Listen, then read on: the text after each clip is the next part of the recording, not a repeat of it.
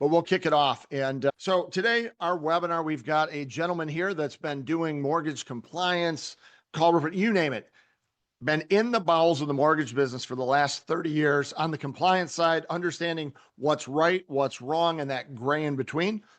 So we've got Mr. Thomas Morgan here. He runs a company called Mortgage Manuals. Inside of there, they do a bunch of stuff. But over the last few years, I've helped dozens of individual loan officers become brokers. I've helped a lot of established brokers do more business, get their poop in a group. And when I ran into a compliance question, what I did, I would reach out to Thomas. I met him initially. I had a client that was looking at going mini core to what did they need to do to get fully delegated to go Fannie and Freddie. And I started calling people like, hey, who do you know? They're like, reach out to this Tom Morgan guy, Morgan something. People knew who he was, but not, so I'm like, never heard of him. Found Thomas and started talking. He's got a whole suite of different things that can help you from essentially A to Z, and has been a mover and shaker inside of all those spots. So if you're here today thinking about opening your brokerage, you own one, any of those things, he's a great resource for you. And I think it's great. You do your own work. And like you said, Thomas, there, we're having a little bit of sidebar before we got started here, but I have helped dozens of people at this point on the compliance side, not by doing it myself, just by pointing them in the right direction. And you had asked what I'm seeing out there. And what I'm seeing right now is probably less people out just fly by the seat of your pants. Everybody's not just out there starting a brokerage, which I think is really good because it makes sense for some people to go and open their own shop. But there's a lot of people, it makes sense to go hang your license with somebody that's already been doing it, somebody that has their stuff together. There's big companies that are doing it now for a flat fee. And we could get into whether it's 1090, right? There's a whole slew of how they pay people.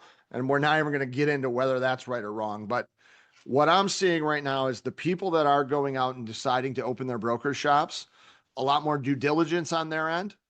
I think that they're asking better questions maybe than what people were a couple of years ago. And hopefully that's steering more people into your path. But let me just kick it off with, just tell me a little bit about what you do, your background, just for anybody that's here, your background, Mortgage Manuals, if you can just inside of a couple of minutes, tell us just a smidge about you and why we might want to listen to something you had to say. Well, John, that's really a great cocktail party question that, boy, can I put some people to sleep when I want to talk about what I do. Compliance training, compliance management. We like to joke in the place where we have come down, and when I say we, I mean our company is a small company. We have a group of individuals who contribute. We're a team that loosely ranges around our compliance product, and I'll talk about that in just a sec, to do exactly what you're doing, which is to help small companies overcome a lot of the challenges that they face. I used to be a mortgage broker. I used to be a mortgage loan originator, and I love the business. And one of the things that I've found is I come across other people who are like me, who are getting into the mortgage business. And for whatever reason, I just have an innate respect, bond with people who are in the mortgage business. And I've tried working in other fields. It's just not the same. So one of the great things you get when you talk to us is that legacy, that background of 30 years plus of mortgage industry experience, and not just somebody who sits in the seat of a compliance officer, but somebody who sits in the seat of a production manager, of a loan officer themselves who's trying to start his or her own business. I really understand where you're coming from. And the business has changed, sure. And the business is changing right now. AI marketing, for instance, is the big topic du jour. And people, I think what's ended up happening when you get, and believe me, I'm going to tie this back to what we're talking about, what your question was. AI marketing has really made people go deaf to what has been a very successful way of marketing, social media, because so much of the content that comes out, it's very obvious to anybody who's played with it a little bit, is all AI generated. In other words, you're having to get past that. Here's something that you should think about kind of thing. And really, actually, you do have to make it personal in order for it to be real.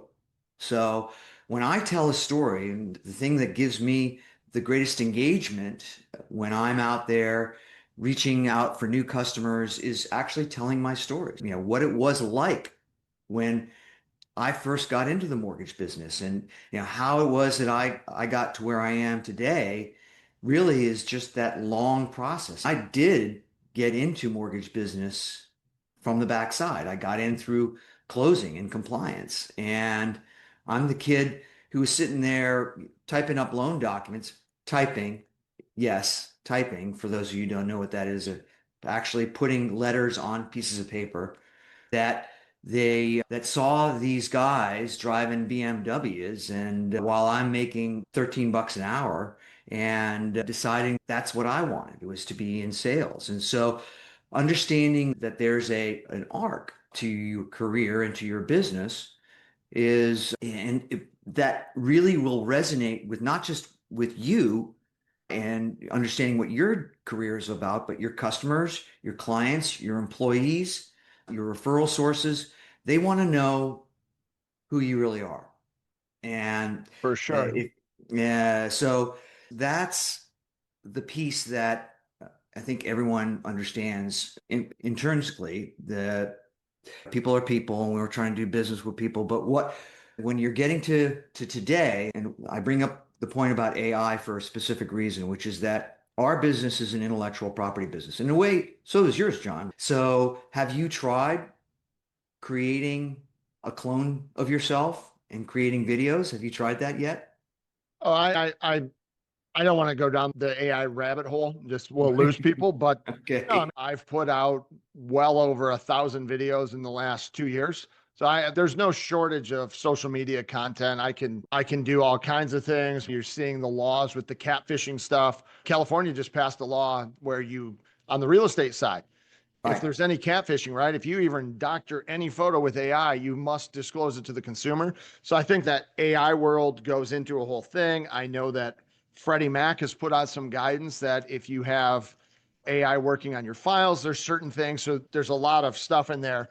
And I'm just going to digress here and step back really quickly. So anybody that's here, I'd ask Thomas kind of what he does in 30 plus years. I just want to share their website really quickly so you can get a look and feel of how they do things. So if you're deciding whether or not to stay here and if this makes sense, we'll get into there. But this is just their website. And I want to show you something that's a little bit different. There's a lot of compliance places that'll charge you $250 a month to do A, B, and C. Inside of here, and I would encourage you if you are thinking about it, but they have a whole bunch of stuff, right? Like just business plans, you name it. There's a ton of stuff on their website, modules, packages, right? If I'm a broker that's looking at launching my company and I don't know where it is, Complete Mortgage Banker, right? We'll just look at this quickly. It walks you through everything that you're going to get inside of here. Costs like X number of dollars. I think there's a basic package to launch as a broker. Costs like $4.95. Put your stuff into a place, and then there's a whole back end. So Thomas has been doing this a really long time. He started back in 57 at $13 an hour, not actually 57. He made a joke, so I'm making one back. But what the genesis of why we're sitting here with him today is I only like to share people that I trust, that I believe in their experience, and that they can give you something. So when it comes to the compliance side, there is a wealth of resources here. Every time I've sent somebody there that has a question, they get succinct, real answers, not a lot of just fluff and song and dance.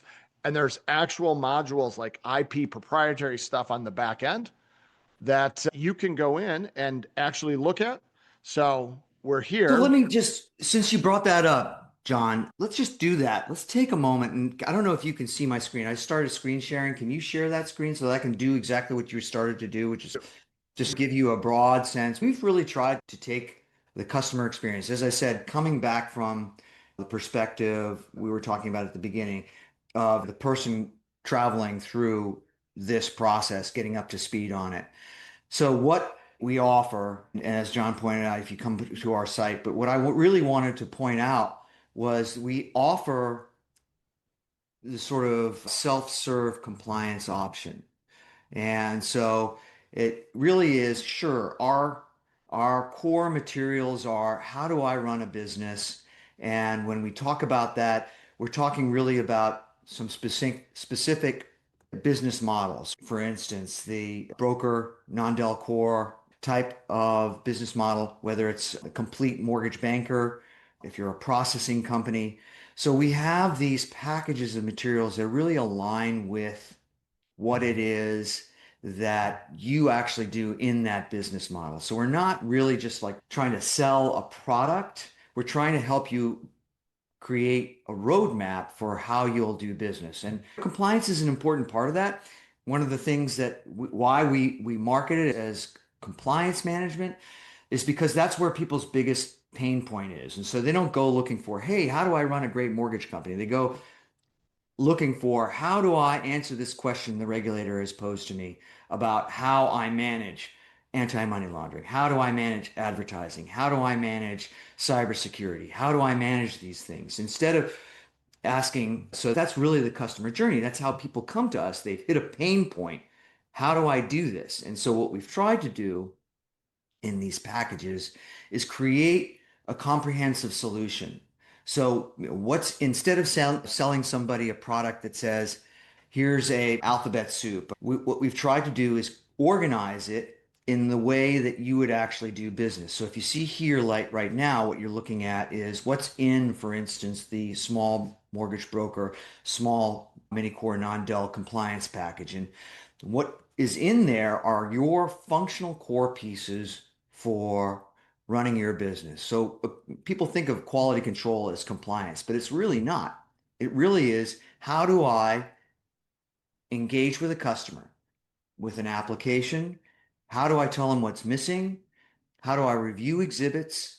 How do I get ready to submit a loan file to a lender? How do I go forward once the loan is submitted, clearing conditions, reviewing things for suspicious activity, and then finally, and I think the last time we sat down together, I think the message there was if you do only one thing, post-close your loan files.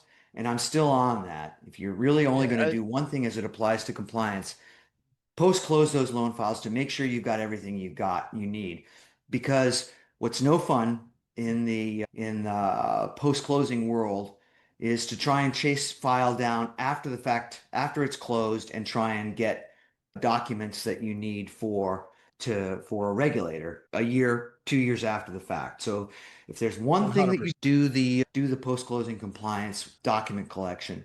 Compliance itself is a heavy lift. There's so many things that are included in compliance. Just look at the list and the table of contents. This thing is enormous in terms of how many pages we've got, 250 pages of compliance regs. And the way most people approach that is they say, here's a regulation. Maybe they go Reg A, Reg B, Reg C, or maybe they do it alphabetically, like anti-money laundering is the first one, and Regulation B, and then it makes no sense where it belongs. What we've really tried to do here is create a rubric of compliance managers' duties. What do I have to do daily, weekly, monthly, quarterly, annually? And instead of saying, here's a rule and here's how we might comply, saying this is what we do. So giving physical tools, checklists, looking for particular elements that would be necessary. And instead of it being a huge sort of vacuous set of like rules,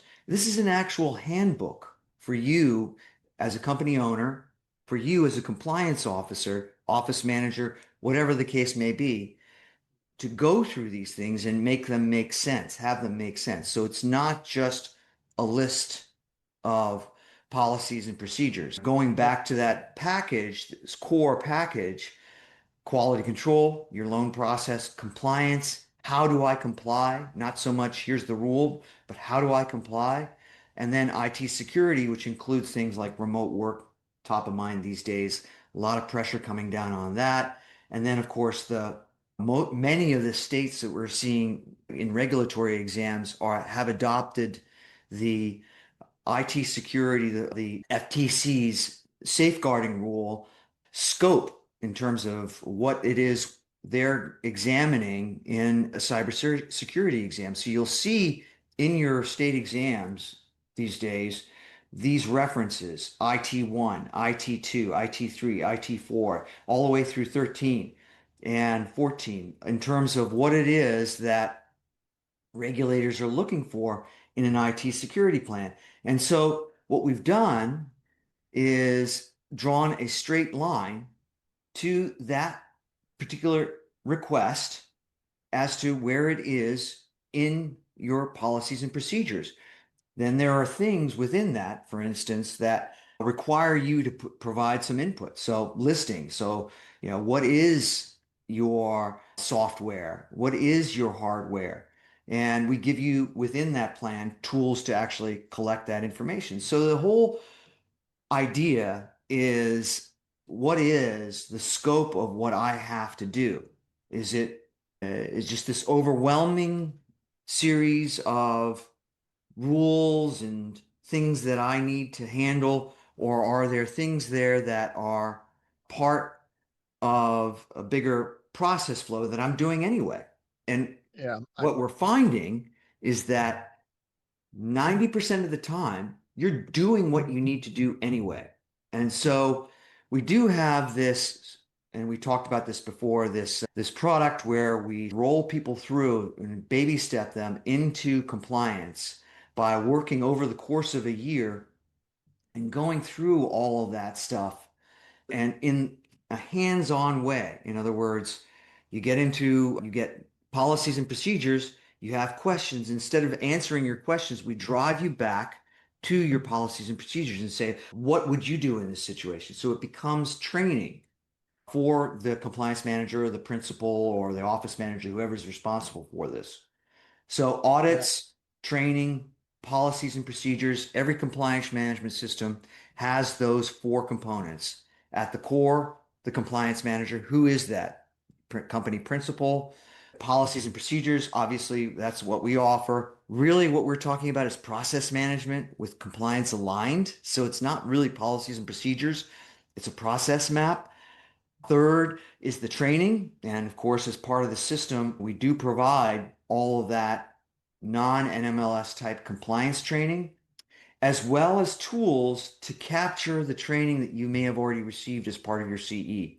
All of that is part of this compliance VP program, and Q&A, Yeah. examinations, training, audits. Those are the core things that most people are worried about when they're getting into the business. And then when they get a year or two down the line and they get their first exam or two, they're like, this is a lot of work. I don't know what I'm doing. They're getting cited. And so we're here to provide that sort of support. And one Yeah. of the best things that we've done since, and we were starting to talk about AI and you missed my segue, because the problem is a lot of our customers are going to the web, to AI to try and find answers to their compliance problems. And the real problem with that, and I don't need to tell you this, is how often AI is wrong or takes things out of context, doesn't know the answer, simply guesses. And so part of that's because it hasn't been trained to answer your particular question. Here in our system, you see the Mortgage Manual's Intelligent Assistant. This is our own AI, but it's completely boxed in and only focuses on the information that we've given it. So where within your policies and procedures is your advertising checklist? What do I need to do when I do a fair lending training, or how do I need to dispose of a loan? I wasn't sure if it's an application or a pre-qual. Do I need to report it on my MLS call report? These are the kinds of questions you can ask the AI assistant, and it will tell you where within your policies and procedures those are. And if you don't have our policies and procedures, it'll still give you the right answer based on your business model. So Yeah. instead of just a generic solution here, for instance, these are just some examples that I've rolled in here. What are the duties of the AML compliance officers? Somebody asked me, what am I supposed to do? This is what you actually are supposed to do. And do you have to be qualified to do that? We can provide that kind of support, right? And Yeah. so these are the kinds of things we're dealing with. And I mentioned at the beginning, we try and focus this huge topic, compliance, in the context of an ongoing calendar so that you're not overwhelmed. Relax, We're not going to do everything all at once, but over the course of 12 months, you're going to cover all of the major areas, the 6 major areas plus QC plus fraud. And you, as the compliance manager, will be armed. And if you're using our services, we will have helped you deal with any of the issues you come up with as you're going through this journey. Yeah. And I know that's a huge data dump, John, but I didn't get a chance. We started the email. I should have gone ahead and resent out a reminder. I didn't do that, and we jumped into this, so I'm sorry. I had We're totally good. And what I'd like to try and do here is as we move forward, less on the prescriptive side. Like I know we can get really deep in the weeds about one very minute thing, kind of just stay more broad. And if somebody is listening to this and you have questions, right? Like we may be talking about a sprained ankle and you've got a bad finger and we're just going to waste your time talking about an ankle. I want to make sure we're not doing that for you. Just understand that as people, as you go through, and if you do decide to open a brokerage, you're going to run into different problems along the way. And what you want to have is the support there when you run into your particular problem, somebody that can answer that particular question at that time, because about 90% of it doesn't matter at all to you until you've got the question. And most people, what I've noticed in the compliance world, it's unfortunate in that you seek help when you're having the oh shit moment. The time to learn how to swim is not when the boat capsizes. You learn to swim well before you get in the boat. And just from the most brokerages, they're winging it. And I said that in my thing. You're winging it until you have a problem, then you're looking for somebody to come bail you out. And I think Thomas can attest to that. Any of the other compliance people, you're coming to them when there's a problem. And my recommendation is this. There's an old saying, I don't know if it's like an ounce of medicine is worth a pound of prevention or something like, the saying. I don't know what it is. I ounce feel of like prevention is a pound of cure. That's right. yeah. Well, So if Harvey McKay, one of my favorite success authors, business success authors, wrote a book called Dig Your Before You're Thirsty. And that's really the same idea. And wanted to talk about those kinds of things, which are more general, more business success oriented. Honestly, compliance is a very boring area. And one of the things yes, that I like to do is couch this all in the context of how can I be more successful as a business? And so one of the things that really this program that we offer, the idea of planning out your business, mapping everything out that you're going to do. And I've had a lot of customers who are in this boat is how do I get to scale? And do you get to scale by doing more work? No, you get to scale by dividing the process into smaller and smaller pieces and delegating that work out to other people and let you as the business owner, the visioner, be strategic. And that's really what this is about is how do I get out of the business and be on the business? So yeah, Michael Gerber wrote that you don't want to be in the business, you want to be on the business. And that's the entrepreneurial myth. Another sure, one of my favorite business tomes, if you will. These are tools to help inspire you and help you grow and allow you to delegate your business management into other areas. Those are the kinds of things we do have a lot of the sales leaders and business leaders in the mortgage industry. I'm on these networking groups and going to presentations all the time. And we hear a lot of the same sort of stuff. It's all blocking and tackling. And what's great about these seminars, books, articles, what we're doing here today is not so much what the specific content is. Like you were saying, John, about let's not drill down into some super granular detail and get lost in that granular detail. Let's understand that what we're doing as we're participating in things like this is we're finding the energy, finding the inspiration for ourselves to continue taking it forward. And so just by doing this, just by saying, hey, I'm interested in learning more about this particular area. I'm interested in learning about my how do I run my business better? How do I take the load off of myself for compliance and allow myself to to really focus on what it is that makes money. And so, what makes money today is branching out into new products, finding out how you can do non-QM, DSCR, in addition to your current pipeline of loans at your current traditional menu. And you may be concerned, like, what are my compliance requirements around DSCR? It's the Wild West. If you listen to any other of the DSCR wholesalers, you don't need to be licensed. You don't need to worry about compliance. And to some extent, that's true, right? But what if the property is a residence? Sure, you're financing it in the name of a company, but it's a residential property. Are there any constraints for that, licensing wise? Does it have to be reported? The biggest area of concern I have specifically on DSCR loans is, as an example, is the fraud that's being concealed inside these loans. You're seeing a company or an individual providing bank statements to avoid having to provide tax returns. What kind of red flags are you seeing in there? Do you have an obligation just because it's an investment or commercial loan and don't have to report it in terms of NMLS call reporting? Are you exempt now from your responsibility to protect the financial system? And the answer to that is no. And these are the kinds of things that come up. But really, at the core of what we're talking about in terms of compliance management is for you, the viewers who might be company principals, not just office managers. How is it that I can stop worrying about compliance? Or it's not that you can completely divest yourself of that concern, but how I can focus on growing my business. And by the way, yeah, sure. Could you hire?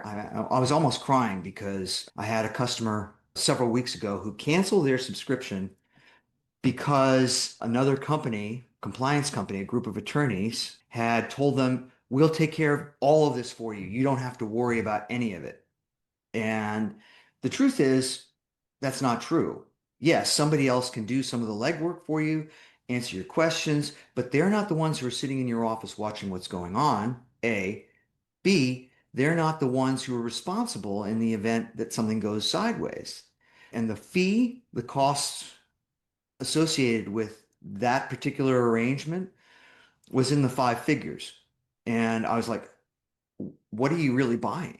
And the guy was just, look, I just don't have time to focus on it. And so you have to trust that the system will take care everything, especially if you're in a broker non-del role, right? You'll have to see that ultimately your lenders, your investors are taking care of the actual loans, and you really have to worry about what's going on in your shop, advertising, who you're hiring, how you're paying them, fraud kind of things that happen outside of the loan packaging process, your prospecting, your qualification stuff. So those are the kinds of things you need to focus on.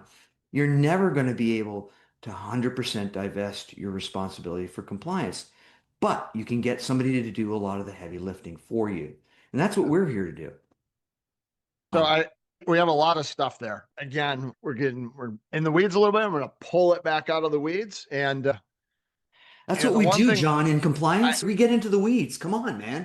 I'm in the weeds no, here. we do. We get in the weeds, and then you get a fast talking attorney that's there. They're spot on, and they come in and they sell your client because they're better at sales. Not a knock, but they're better at sales. It seems more compelling, more convincing, and people get lured over from the snake oil. And now they're into something that perception was that it was way better. But at the end of the day, here's just some kind of takeaways.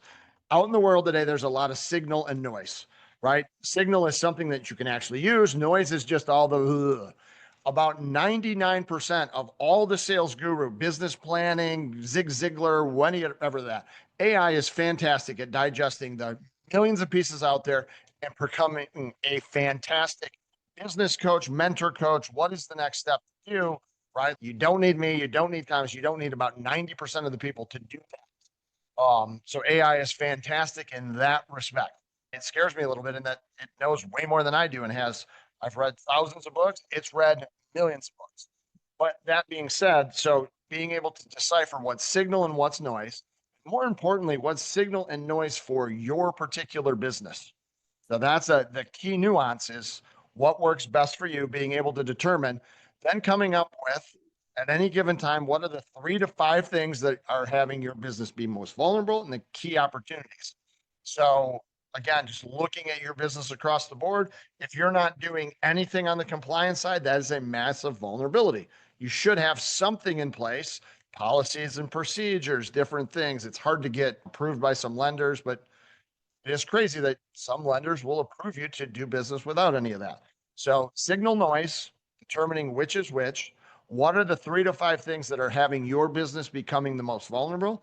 And then as a broker, owner, CEO of a company of one, which we all are, you have to take, and at some point inside of there, either you've got to prioritize and set time aside to focus on these things, whether that be Thomas had given us a nice little layout of docs and check marks and what quarter different things happen in, but you need to set aside time to actually do it. So you can understand, right? Like fitness, I like to talk about. My degree's in exercise physiology. I have a minor in dietetics. It's $1 billion industry, the fitness industry. I can give it to you in a second. Move more, eat less. That's all fitness. You don't need the gurus. You don't need anything. You don't need Ozempic. Do those 2 things. Yet most of us fail at it because we don't set aside time. We don't do those things. So again, if you're thinking about starting a brokerage, you've got one, you've got some questions, you've run into an oh shit moment, you've got an audit coming through. Like at that point, it's maybe a little bit too late. You want to just get ahead of this and start putting in place. It's not something that you have to spend 80 hours before you start your brokerage getting all this in place, but make sure you have the basic fundamentals. They're in place, you understand it, and then set aside some time every month to just polish up on it, add, make the, update the things. Make sure that you have internally a social media policy that your loan officer, if you hire ones, not uploading somebody's 1003 to the internet to try and create a better diagram. Like I see people do all kinds of stuff.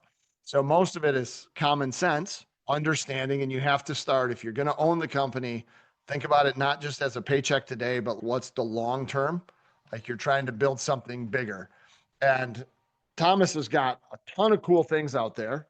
Like it's very detailed. And I have, like I said, a lot of people that have used them. He goes in, whether I don't care where you're at on the spectrum, if you're going to do some compliance stuff, talk to them. If you're already using somebody out there and they're charging you $250 for your first state and then $50 for each additional state, I don't know if it's good or bad. I'm not even going to say. I would just encourage you to maybe have some additional conversations. You might be paying more or you might be overpaying for what you're getting. That's yours to decide, right? Price is what you pay, value is what you get. That's Warren Buffett. And so I just think that this is a very unique space.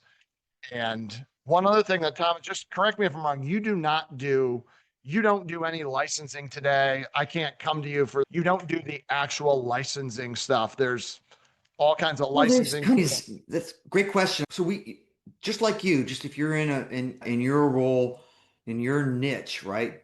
You don't want to start expanding your business and go into other areas where there's already really good players. Really, I always have found, look, there are things that I do well. We're not going to be everything to everybody. So we partner with a half dozen of the most well-recognized licensing companies. And we also support a lot of smaller compliance companies with the stuff that we do very well. So specifically those independent reviews, cybersecurity, AML, fair lending, advertising, all of those sort of one-off type of advertisements. And then if you're working with a licensing company, helping you with that alphabet soup list of materials, just like that IT 1 through 14 that I showed you earlier. Like, where is all that stuff? So that's the kind of stuff we do. Is we demystify and we provide back end support. So you may be working with a licensing company, you may not even realize that the materials you're getting are coming from us and the support that you're getting are coming from us. Now, what I will tell you is that for the most part, if you're in an examination, I'm the Ray Donovan of compliance. So you got a problem, you come to me. Yeah, And I think we that's a, figure out a way of fixing the problem, not just to put wallpaper on it today, but to make sure it doesn't happen again in the future. Yeah, I think that's a good point. And then also just some other things. Do you like when people are going out and getting licensed? There's this thing if you're going to go through like with Comergent, where you have to upload all this stuff and you need to go through. You guys just that's just part of what you do. You help brokers with those little ancillary things as well. It's not anywhere in the package that they're going to do these things. There's just little add-ons that will become small hurdles. It's not a major hill to climb over. There's a lot of small hurdles that you run into. And somebody that's been there before and gotten over the hurdle quickly, it's just beneficial. So if you are out auditing people, just ask like, what are the other things that I get? What other services do you have? How do you help most brokers? Where are some areas that you've been able to help that's not like in your description? And I think that Thomas has a bunch, but outside of that, what are just some things that you see right now? What are you seeing out there? We've got just a few minutes, and I don't know if anybody's got any questions. If you do, drop them in the comments. What's one of the biggest things you're seeing out there, like problems, things that maybe people are doing wrong today? If you can short up really quickly, a quick mistake Well, you we see a do. lot of people making. One of the biggest things, and this is one of my pet peeves, is like the top 10 lists that you see that things. It might be in the top 10. There might be a top 10 list, but there's the next three or 400 things, and I think that's the lesson we've learned is that you can gird yourself against the things that are most obvious, but there's always something. And once again, that's one of the reasons why AI is not necessarily going to be your solution for everything, because there are things that it doesn't anticipate. And I think that the biggest challenge people, and this is why we made this the last January and February, the FTC came out and said this is ID theft week. In the last week of January was the FTC's ID theft prevention week. And I think that we tried to go out with a lot of blasts and stuff on that, because I think what a great tool for you as a small mortgage company to enlighten customers, provide real engagement, and go out and really inform people about what's going on out there. What are the risks? What do we do in the mortgage business that is designed to prevent risks to our customers in that area? And so the biggest thing that we see today is people are really pushing back in the same way that a lot of these regulations, they don't apply to me. Anti-money laundering, we don't handle cash, doesn't apply to me. Not true. But cybersecurity, all I've got is a computer and a modem, doesn't apply to me. That's not true, okay? Because you not only have a responsibility to secure your data, understand how it's transmitted, but you also have a responsibility to look at your customer's background and see if they've been a victim.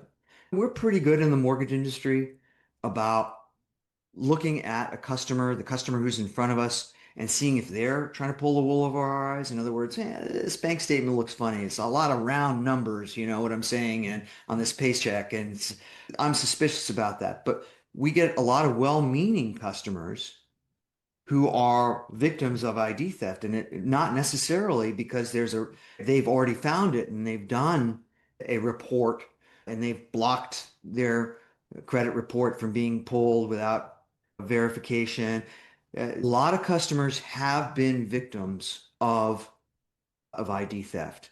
And I think the most common thing today, and the question that people don't ask in this area, cybersecurity, ID theft, is when you get one of those emails saying, hey, here's your closing package, and you look at it and it's coming from First American Title or UWM or something like that, and you just click on it because you didn't look at the metadata in the email and say, this is not coming from UWM, this is not coming from First American. Wait a second, how did they even know I'm involved in a real estate transaction? And so this is the first warning sign that you've been hacked. Your email's been hacked, the customer's been hacked, the title company's been hacked, somebody's been hacked, and they know something's going on. And this is how wire fraud happens. People got the criminals, and there was a great article in the New York Times about these data centers, these really criminal centers where people are spamming and trying to reach out to people on the phone and perpetrating these social engineering schemes because they've gotten wind that somebody's in the middle of a real estate transaction. Who's the person who's going to wire money most readily? When is somebody who gets wind that you're buying a house and you're settling with such and such title company. Here's your wiring instructions from such and such title company. And you send it. How did that happen? Nobody asked that question. And so if you get one of those emails, that's a warning sign. Somebody's hacked you or some other player in that stream. And so it's not something like, oh, I'm just going to mark it as spam or mark it as phishing. I'm going to look and see I'm going to send out an email. We received this email representing your company, and this is an indication that you've been hacked. And these are the kinds of things that should be reported to law enforcement, to the FTC as a suspicious activity so that metadata can be formed about these scams and schemes and these organized gangs who are perpetrating this stuff. So that's really your responsibility. And that's really what we're asking when we say, hey, it's information security month. It's not just, oh, phishing penetration testing and patches on your computers and network testing and vulnerability scans and all that stuff. Even though it really is as simple as who in my world has been hacked and what am I exposing my customers to? The world that we live in today is crazy. I actually saw an app the other day where I can upload all of my close clients' addresses. So the physical address that they live in. This company has geofenced every house inside of the United States. So every house is geofenced. And then it looks not at your phone number, it looks at a chip inside of the device itself. It knows what my phone sleeps inside of a house from 9 p.m. to noon or 9 p.m. to 9 a.m. 80% of the time. Then when it appears at a house that's listed for sale, I get a notification that the device of one of my clients has made it there. It's tracking the device that lives in my house that it's moved around. So like data is all over the place. I think it's crazy. I think that what the world knows about us is they know more about me because I carry a device and they know where I drive, what I ate, what I was at Kroger, that I went to Big Boy with my daughter. They've triangulated that with my social media posts. Like they know more about me. I hope that they're bored to death when they look at me, but they probably are.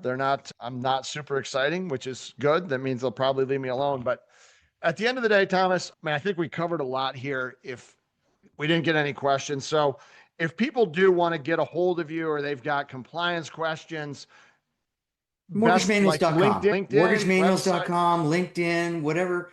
Look, mortgagemanuals.com is pretty easy to find. And like I said, there are no stupid questions. And a lot of people are like, oh, I'm afraid to ask this. I should really understand how many days this disclosure has to go out in. I'm afraid to ask somebody aloud, so asking for a friend, right?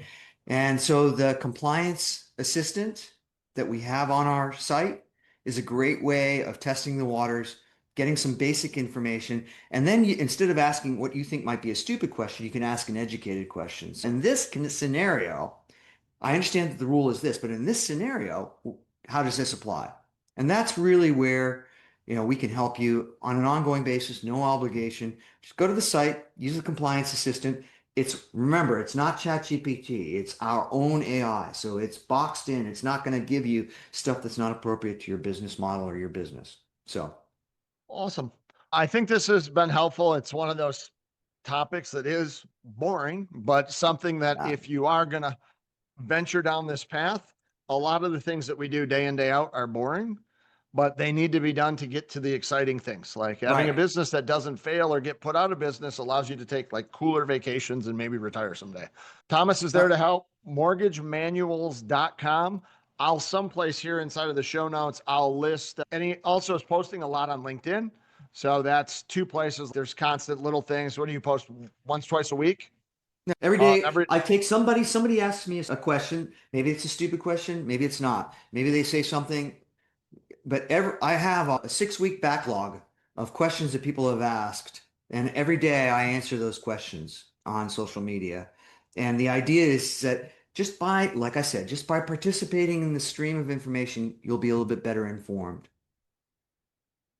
signal versus noise. Thomas Right. has got a little bit of both, hopefully more signal than noise. So check him out over there if you do have compliance questions. And also, if you've got any questions for me that I can answer, you've got questions about starting a brokerage, doing anything, products.